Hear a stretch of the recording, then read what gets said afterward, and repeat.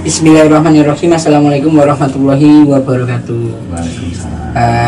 Pemirsa sekalian, kali ini kita kedatangan tamu. Nah, ini namanya kopi pagi. Mantap. Kopinya kopi dulu. Kopinya kopi nangka dari Banyuanyar, Boyolali. Di sana itu ada Pak Lurahnya itu gaul. Kita sebutnya Pak Lurah, Pak Komarudin. Jadi satu desa itu konek internet semuanya. Dan akhirnya kemudian bagaimana warga saya itu kan tidak punya potensi apapun. Sebenarnya mungkin sama dengan di sini di sana. Akhirnya tapi di sana ada kopi, ada sapi perah. Akhirnya itu dipadukan. Jadi dijual bebas itu ya. Nah, waktu itu murah Pak, dijual murah semuanya. Nah akhirnya kemudian bagaimana biar susu itu menjadi mahal komoditasnya, dan kemudian kopinya juga menjadi lebih baik, dan kopinya unik, kopi nangka. Mantap. Dan akhirnya di keduanya itu timbullah biogas untuk mengolahnya. Pak Komarudin keren. Nah, jadi ini kopi nangka ini. Oke, Pak Budi, saya pengen tahu nama lengkapnya itu siapa? Nama lengkap saya Eka Budi Santosa. Anak nomor 1 berarti. Leres Pak. Oke. Pak Budi ini barusan lulus dokter. Selamat ya. Saya belum mengasihkan selamat. Nah, di sini saya kasihkan selamat. Matur nuwun. Nah, biar semua orang tahu. Terima kasih. Maksudnya biar menginspirasi banyak orang dan menjadi lebih bermanfaat ilmunya. Begitu kan bagus. Daripada saya ngasih tahu sedikit-sedikit. Nah, kalau seperti ini kan orang tahu, akhirnya kalau misalnya jenengan tidak tambah bagus kan isen. Nah, dan disini Oke, itu ilmunya di bidang apa? Saya di bidang teknologi pembelajaran Pak. Teknologi pembelajaran. Jadi masalah-masalah di bidang pendidikan yang pembelajaran, masalah teknologinya. Jadi gini, teknologi pembelajaran itu intinya bagaimana kita membelajarkan orang dengan berbagai media. Jadi mulai dari perencanaan, pembuatan kurikulum dan sebagainya, media pembelajaran, multimedia, psikologi dan sebagainya. Itu yang kita pelajari. Intinya adalah bagaimana membelajarkan orang. Orang bisa belajar. Intinya itu Pak. Unik, menarik. Ada ya. Psikologi juga. Kenapa kok bisa gitu? Jadi gini, psikologi pendidikan itu terkait dengan bagaimana seseorang belajar itu kan nggak semua sama Pak. Karena manusia itu unik ya. Tiap orang itu unik, tiap orang itu punya satu orang satu keinginan, 100 orang 100 keinginan, kelebihan dan kekurangan masing-masing. Nah di dalam keunikan tersebut salah satu yang membuat seseorang unik, gaya belajarnya unik dan sebagainya adalah psikologi orang. Maka perlu dipelajari ya. Ya salah satunya itu perlu dipelajari. Termasuk gini Pak. Disertasi saya kebetulan terkait dengan self-regulated learning Pak. Jadi terutama gini, sekarang kan lagi pandemi ini nih, lagi rame-ramenya bagaimana menggunakan komputer untuk belajar. Nah ternyata penelitian saya itu menunjukkan bahwa tidak semua karakteristik orang itu cocok ternyata untuk model yang berbantuan komputer. Nah oleh karena itu ada hal khusus yang harus dimiliki orang. Ya, salah satunya adalah self-regulated learning, atau kalau teorinya Regelut itu mengatakan self-directed learning. Ya hampir-hampir sama lah. Intinya bagaimana seorang mengatur diri untuk belajar sendiri. Nah, seperti saat ini Pak, untuk yang kondisi pandemi saat ini kan orang dipaksa mau nggak mau harus belajar sendiri dengan digital. Nah, tetapi kita harus sadar tidak semua siswa itu punya self-regulated learning, dia mengatur dirinya untuk belajar digital. Handphone aja lah Pak, seorang anak dikasih handphone. Ada beberapa probabilitas, kemungkinan orang itu menggunakan handphone.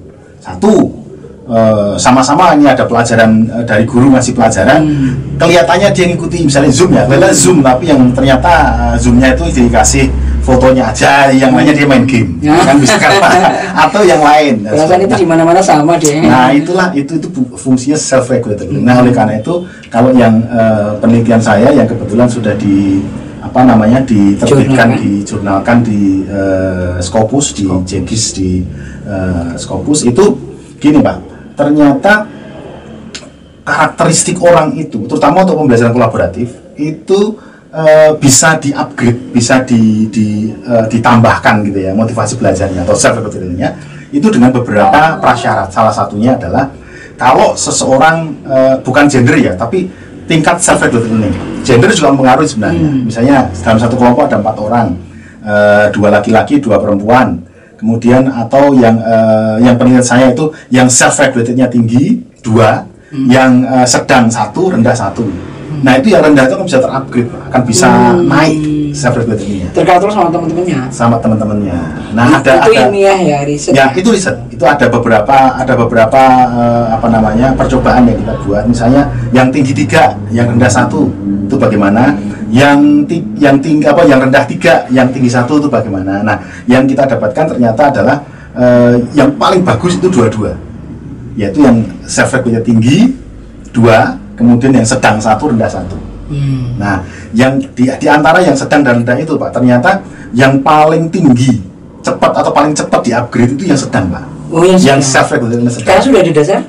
Ya, dia tengah, Pak. Jadi self-regulated learning itu selain bagaimana dia mengatur dirinya untuk belajar, bagaimana dia menyesuaikan waktu, bagaimana strategi dia belajar dirinya sendiri, itu yang medium itu bisa di-up dengan cepat dibanding yang low.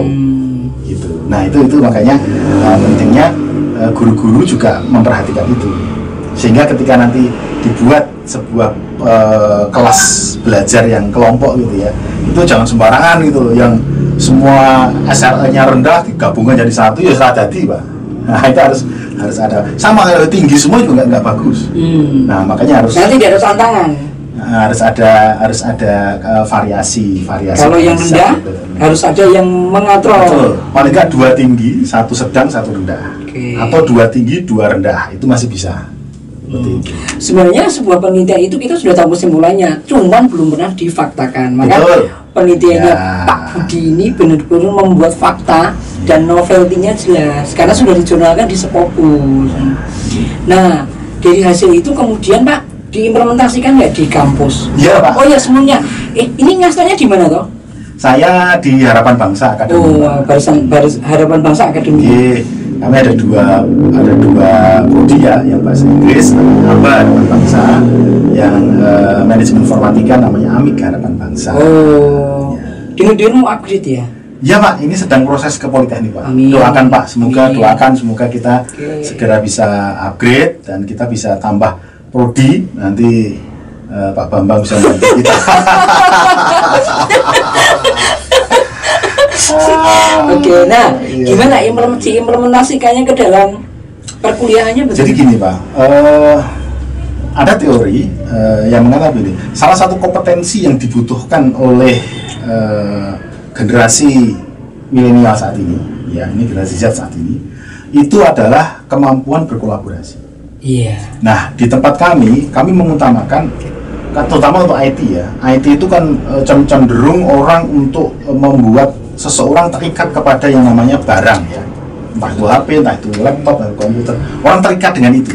Nah, untuk itu, ini untuk memecah sebuah kondisi yang berbahaya ini ya. Kan banyak tuh Pak, orang kita sering lihat di TV gitu ya, ada orang sakit bahkan sampai gila, sampai gila gara-gara game. Jadi ada sebuah keterikatan emosional yang terlalu besar, yang over sehingga nggak baik di psikologi anak. Nah, oleh karena itu yang kami pecah Pak. Jadi hal yang harus dimiliki selain kemampuan IT adalah kolaborasi. Karena zaman sekarang kalau kita nggak berkolaborasi, seperti saat ini saya berkolaborasi dengan Pak Bambang seperti ini. Ya, ini kan berkolaborasi. Harus ada kemampuan berkolaborasi. Nah, salah satu hal yang penting dalam berkolaborasi adalah berkomunikasi dan menyelesaikan konflik. Nah, oleh karena itu di tempat kami Pak, itu kami bentuk model pembelajarannya, itu kita bentuk model kolaborasi berbantuan komputer. Macam-macam komputer LMS atau Learning Management System yang kita gunakan macam-macam. Bisa yang berbayar, bisa yang nggak berbayar, bisa kita bikin sendiri di Moodle dan sebagainya. Tergantung dosen masing-masing. Ada yang pakai Edmodo, ada yang pakai Google Classroom dan sebagainya, macam-macam Pak. Mereka bisa dibuat satu integrasi itu. Nah, itu yang sekarang sedang kita buat Pak. LMS-nya sedang kita buat, sedang kita proses sekarang. Ini sudah jadi.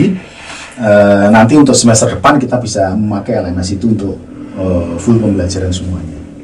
Kalau Pak Budi ditanya lebih ini pribadi ya, lebih senang mana antara pembelajaran tatap muka atau menggunakan daring? Nah itu polemik yang terkait dengan siapa kita, Pak.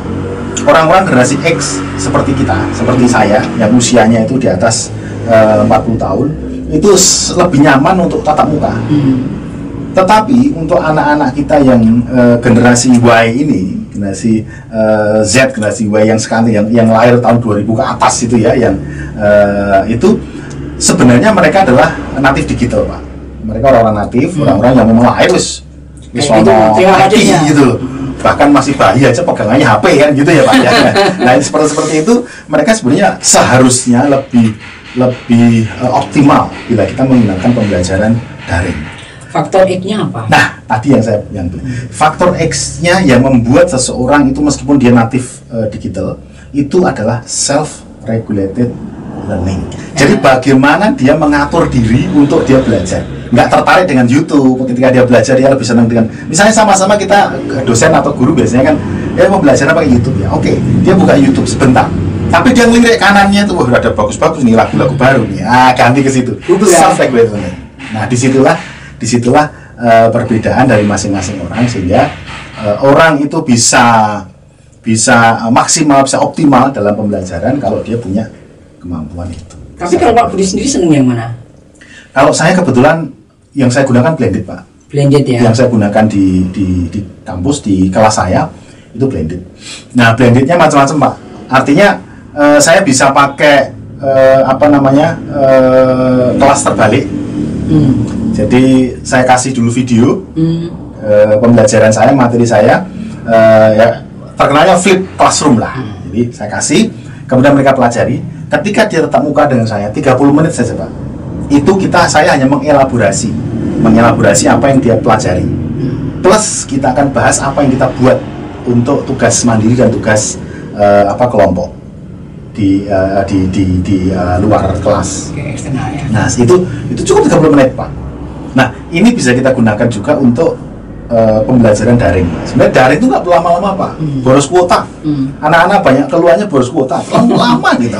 Kita istilahnya kelas daring itu bukan berarti memindahkan kelas offline ke kelas online. Itu kesalahan konsep. Itu adalah orang yang kadang-kadang salah terima di situ. Betul, Pak. Nah, harusnya kita harus mulai menggunakan flip classroom ini. Jadi kelas terbalik, Pak. Kasih dulu materi yang akan kita pelajari besok. Anak-anak sudah belajar dulu di rumah. Dia pelajari. Lalu ketika kita ketemu tatap muka di kelas atau di daring, itu cukup diskusi ya. 15 menit atau 30 menit itu elaborasi plus kita menyampaikan tugas-tugas mandiri yang akan dikerjakan oleh anak-anak, sehingga nggak boros kuota, Pak. Kalau yang daring, Pak. Kalau yang luring, yang offline, oke lah. Anda bisa banyak hal bisa tapi untuk kondisi new normal saat ini kan dibatasi, Pak. Kita aja kan harus maskeran, Pak. Kebetulan kalau kita maskeran, kita ngomong kan nggak bisa. Nah, ini tuh yang harus kita perhatikan, Pak, untuk pembelajaran saat ini yang harus dimodifikasi. Nah, ini kan di majalah ini sudah ada nih. Yang mana tadi ya? Di majalah ini kemarin dimuat ya. Di kuliahnya kan di Universitas Negeri Malang. Ya. Yang S3-nya, Pak. Jadi kalau di S3 itu memang prodinya di sana apa? Ada banyak, Pak, prodi. Bukan yang Pak. Oh, yang saya ambil itu teknologi pembelajaran. Teknologi pembelajaran, tapi risetnya sekali lagi tentang teknologi pembelajaran juga. Risetnya tentang computer supported collaborative learning dan self-regulated learning.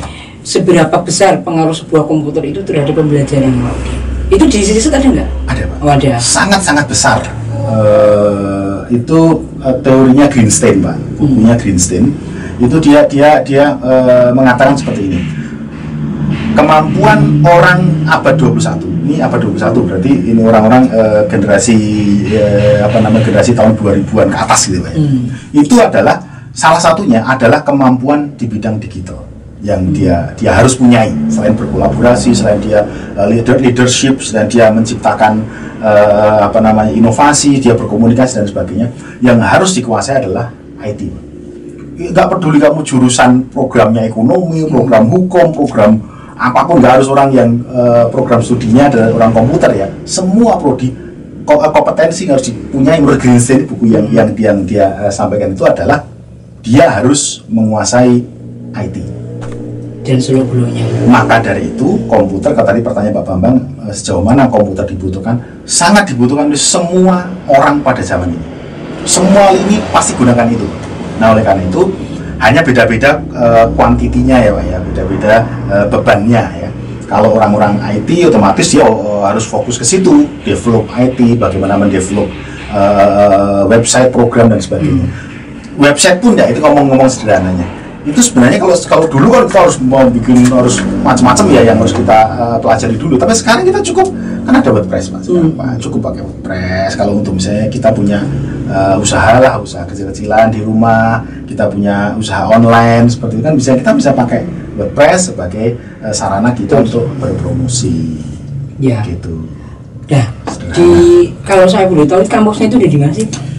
Kampus tempat saya kuliah. Iya. Enggak di HP-nya itu. Oh iya, Harapan Bangsa tempat saya mengabdi itu. Kok ngabdi? Ngabdi loh Pak. Ngabdi ya Pak. Aku harus dua ya Pak. Begitu ya. Iya, itu kami di Jalan Insur Tami nomor 46 Jebres Pak. Insur Tami itu sejalur dengan UNS itu ya. Jadi kalau Bapak dari RSUD ya Pak ya, RSUD Muardi itu nanti ke arah utara sedikit. Apa itu? RSUP ya. UP itu ya sekarang ya. Itu ke arah utara terus ada pertigaan atau perempatan itu belok kanan Pak ke arah yang arah bis. Oke, jalur bis yang arah Solo ke Surabaya itu Pak. Nanti Bapak ketemu traffic pertama kali di kanan jalan traffic persis itu, situ ada kampus Harapan Bangsa. Brandnya terkenal dengan kampus Istibank Pak. Oh, kampus Istibank. Kenapa Istibank Pak? Jadi Harapan Bangsa ini berawal dari Istibank Pak. Istibank itu lembaga kursus yang fokus di bidang komputer dan komputer akuntansi dan bahasa. Nah setelah itu berkembang, ketua yayasan kami Pak Joko Sutrisno berkembang, kemudian mendirikan akademi ini Pak. Akademi Manajemen Informatika dan Bahasa Asing. Oh, jadi ada 2 akademi di sana. Iya, yang sekarang mau kita lebur menjadi Politeknik. Oke. Itu. Pak Budi, keluarganya tinggal di? Oh, saya tinggalnya di Jalan Wonosari Solo Baru Pak. Jadi jauh Pak. Jauh enggak lah. Jauh. Di daerah Sukoharjo ngidul dikit gitu. Ya. Atau ngulon ya? Ke barat ya? SMA 1 Wonosari Pakis itu Pak. Itu arah timur Pak. Arah timur ke arah Solo Baru. Putranya berapa Pak? Saya 2 Pak. 2 ya? 2, cowok semua Pak. Cowok semua? Iya. Nganteng kabeh. Sapa sing iso dipisan ki? Iya. Iya Pak. Dulu merokok ya? Sempat merokok juga ya? Waduh Pak. Dulu Pak waktu masih muda Pak, sekarang sudah tua sekarang? Sekarang sudah kita sehat Pak, hidup sehat Pak. Gimana ceritanya bisa berhenti total? Yang pasti kita harus hidup sehat Pak. Karena kalau ya jelas kita kan kalau dibungkus rokok itu Pak sebenarnya sudah dikasih tahu ya Pak. Merokok mengganggu kesehatan, ada gambarnya paru-paru bolong dan sebagainya itu. Sebenarnya mau nggak mau kita sadar lah dengan itu Pak. Nah dalam kepercayaan saya kalau kamu tahu berbuat baik tapi nggak melakukan itu dosa. Wis ngerti nang bungkus rokok iki genah. Apa kuwi genah merusak kesehatan jika kamu kerjakan ya kamu ya bertanggung jawab lah atas tubuhmu sendiri. Enggak. Gitu. Terus shocknya bisa berhenti itu gimana? Mungkin biar yang lainnya bisa memahami. Jadi gini Pak, ceritanya panjang Pak ya, tapi saya singkat aja. Dulu itu saya berhenti merokok itu dimulai dari sebuah peristiwa yang traumatis di saya Pak. Waktu itu kami KKN di daerah Kendal sana Pak. Kuliahnya di mana Bang dulu? Saya S1-nya di UPN Pak. Oh UPN Jogja. Veteran Yogyakarta. Oke. Waktu itu belum negeri ya? Belum negeri. Nah itu kami naik mobil bersama teman-teman. Nah itu naik ke atas. Kebetulan tempat kami KKN itu agak bukit gitu Pak. Wah, disitulah saya merasa takutnya mati Pak. Di situ, makanya setelah pulang dari situ saya berkomitmen saya pengen jadi orang yang menyayangi diri saya sendiri. Masa awakku dhewe tak rusak gitu ya Pak ya dengan macam-macam Pak kan ya anak remaja kan yang merusak kita itu sekarang di sekitar kita banyak ya Pak ya. Mulai dari kalau anak sekarang tantangan sekarang pornografi, itu kan merusak pikiran orang yang dikuasai pornografi kan merusak pikiran, merusak jiwa. Rokok, belum narkoba, Ya, itu harus, itu benar-benar perusak tubuh. Nah, kalau bukan tubuh kita ini kalau bukan kita sendiri yang nyayangi sapa meneh gitu ya. Orang lain nggak mungkin sayang tubuh kita kan gitu. Jiwa kita rasanya kalau kita dulu ya waktu saya masih dokter, saya ngerokok, saya minum, saya ini tuh gagah gitu. Wah, saya rumangsa gagah, rumangsa ini. Tapi sebenarnya orang nggak ada yang peduli dengan kita. Itu justru orang nggak respect dengan kita. Salah konsepsi. Nah, oleh karena itu saya menghimbau kepada anak-anak muda sekarang, yuk sayangi diri kita sendiri. Sayangi diri kita sendiri dengan jauhi dari segala macam narkoba, segala macam yang merusak tubuh lah, pornografi, ya semua hal yang merusak tubuh kita. Emangnya menurut Pak Budi sekarang ini sudah seberapa parah anak muda kita? Banyak penelitian yang bisa kita rujuk Pak terkait dengan itu. Misalnya ada sebuah penelitian entah validitas dari penelitian ini bagaimana dipertanyakan banyak orang juga. Saya belum menguji secara langsung, tetapi paling tidak pernah ada penelitian yang dipublis oleh sebuah media massa. Misalnya saja saya contohkan, banyak mahasiswa di Jogja dan di Solo itu sudah tidak virgin. Ada dari mana, Pak? Ya itu dari penelitian yang saya baca.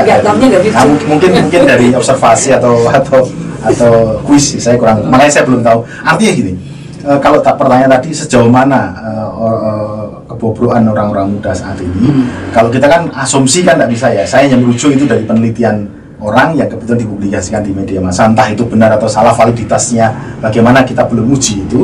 Tapi paling tidak itu menjadi referensi lah untuk kita, bahwa anak-anak muda sekarang harus berusaha untuk menjaga kita sendiri. Kalau nggak kita sendiri yang sayang, siapa lagi yang akan menyayangi kita? Bagaimana Pak Budi selaku pimpinan di HB menjaga mahasiswanya agar bisa terhindar dari seperti itu? Iya Pak, itu bukan hal yang mudah Pak. Karena kita hanya kenal mereka, kita hanya tahu mereka, kita hanya punya otoritas kepada mereka saat mereka di dalam konteks kuliah atau di perguruan tinggi.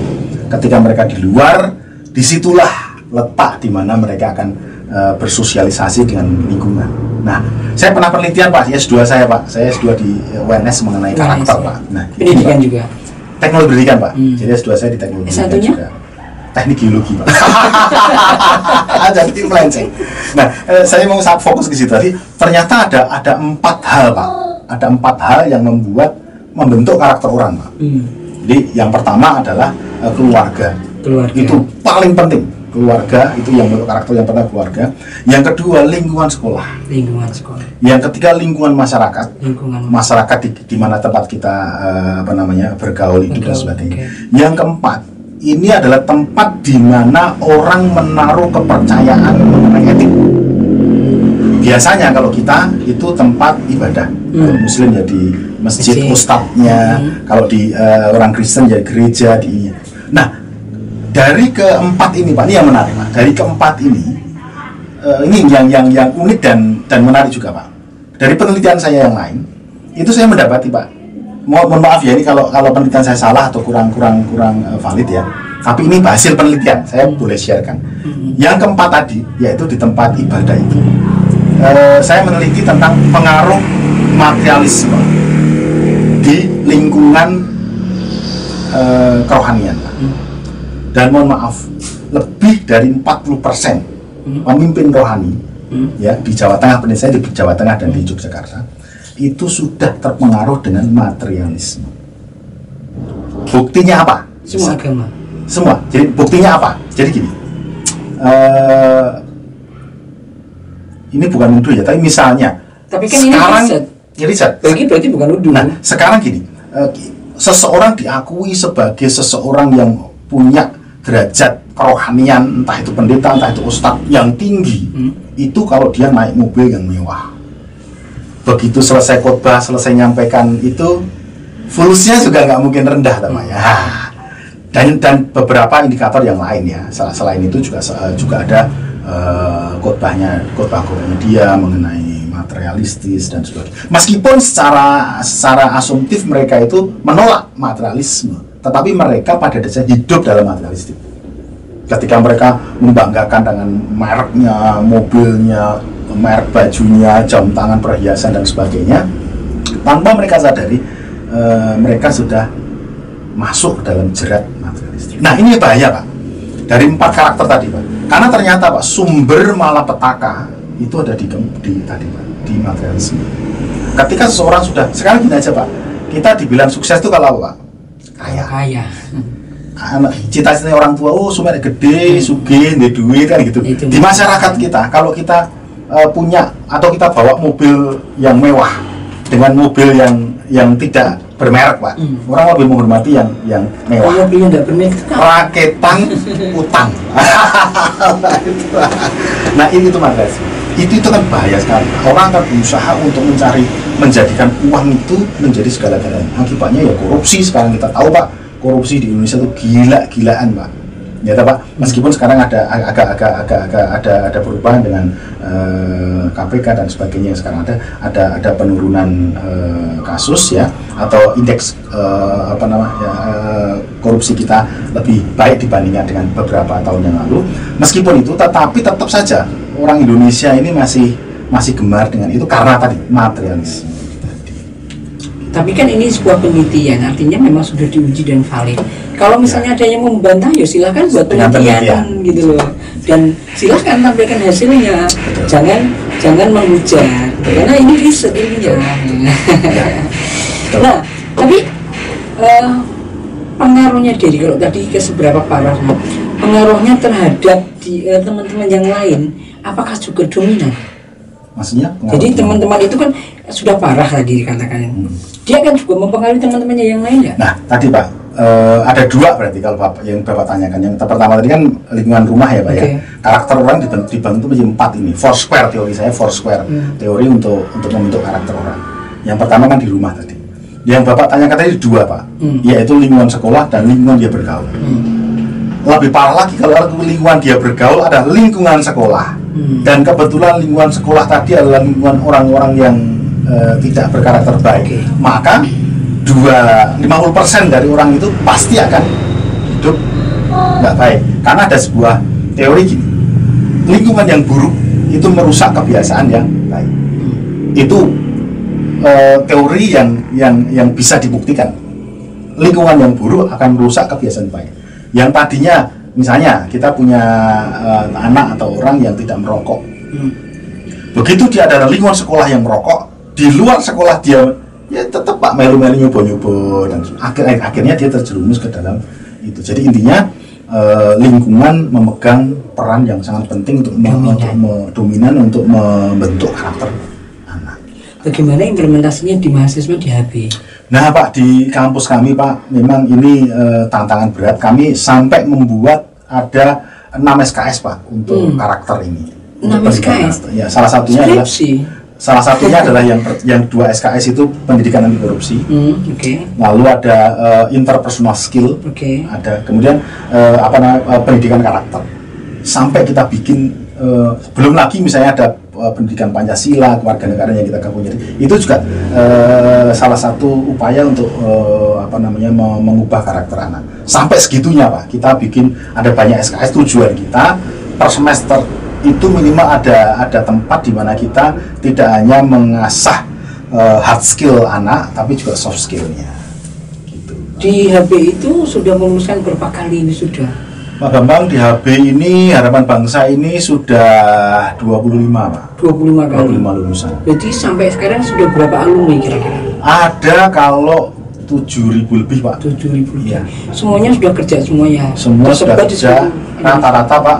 Yang periode saya memimpin di Harapan Bangsa ini. Sudah berapa tahun sih Pak?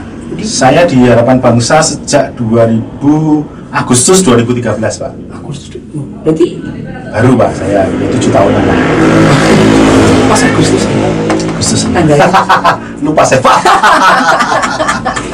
Jadi itu ya ini sudah kita berupaya lah untuk memperbaiki lah untuk kampus ini. Memang perguruan tinggi itu harus upgrade terus Pak. Kompetensinya yang dikuatkan apa? Kita lebih ke sistem formasi Pak. Jadi lebih kepada bagaimana anak-anak, intinya adalah bagaimana anak-anak itu nanti lulus, selain dia bisa bekerja di bidang IT, dia juga bisa membuat bisnis.